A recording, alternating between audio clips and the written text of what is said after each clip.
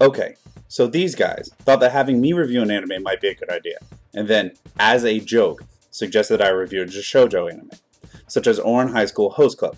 For some weird reason, everyone thought this was a grand idea, except for me, but I was ignored.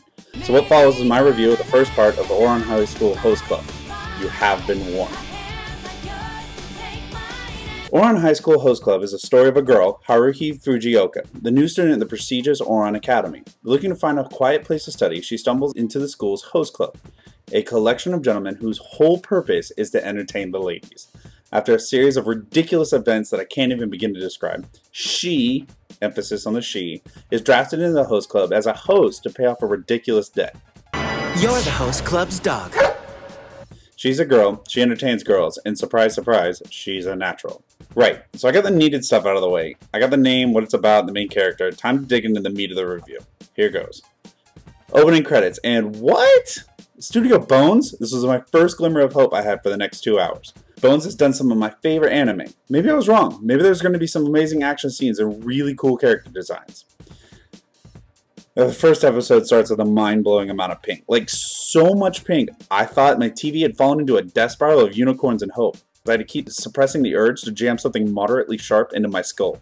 With my girlfriend's help and a literal dose of eye-rolling and groaning, I made it through the opening credits. It was touch and go, but I did it. Now, I want to explain something. I am not a fan of shoujo at all. But I know that the anime community at large considers this to be a really good, or at very least, a very popular anime. So I busted out my notepad and began taking the rest seriously. I swear, I took notes. See? The first episode is fairly typical of any anime, in so much that it just sets up the ridiculous scenario on which the rest of the series will continue. It's important to note here that I actually enjoyed watching Haruhi's interaction with the rest of the host club. It's almost like every time that she thought something about one of those stereotypical cookie-cutter trope-abusing characters, I agreed with her. Oh my lord, there was a voice of reason amongst the protagonists, which made sense, as she was a regular girl from a regular family amongst a bunch of snobby, wealthy, privileged schoolboys. And those host club members are over the top. At first I thought this was going to be some silly girl version of Gurren Lagann and its level of over the top. I know it isn't really apparent, but Tamaki, the prince of the club, is very much a feminine reflection of Kamina. Where Kamina is brash and uncouth, Tamaki is gentlemanly and well-mannered, but just as unbelievable in scope. It took me one more episode to realize what everybody else who had seen the show had figured out already. The club members, while all being very much shoujo stereotypes, were actually parodies of the very stereotypes of the things that they were representing. Even Haruhi plays a part, being the caricature of the normal type guy, like so many other protagonists of other shoujo stories. And much like Gurren Lagann, this led me to realize that a lot of the humor was tongue-in-cheek. The show even breaks the fourth wall occasionally to drive this point home. Now I have to let you know I was informed by those guys, again, that the anime departs from the manga here. I didn't know this, but the manga takes itself incredibly seriously. I find that really scary. By the third episode, I found myself mildly amused, if not actually entertained. The pastel nightmare continued on, and at first it seemed like they were just going to keep relying on the tropes to keep the show moving forward. And then it did something I love in any show. It moved the plot forward.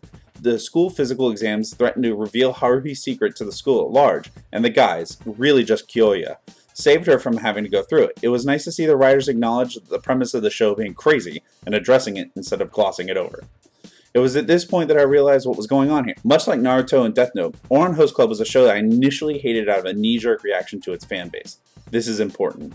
I will hate something someone else likes and tries to shove down my throat out of spite.